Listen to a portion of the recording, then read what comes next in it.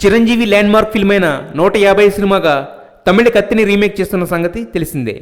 అయితే ఆ సినిమాని సజెస్ట్ చేసింది, రైట్స్ ఇప్పించింది ఎవరో తెలుసా?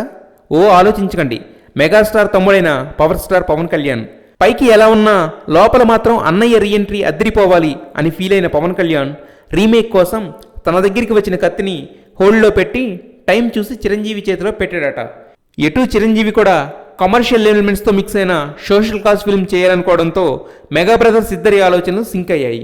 దాంతో తమిళ కత్తి మరింత పదునుగా తెలుగులో తయారవుతుంది.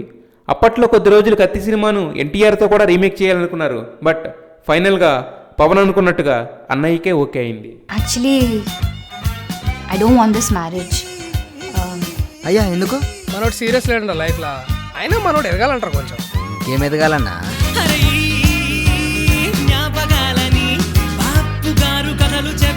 మనం పేరుకే ఇంజనీర్, పొట్టకొస్తే అక్షరముకు రాదు.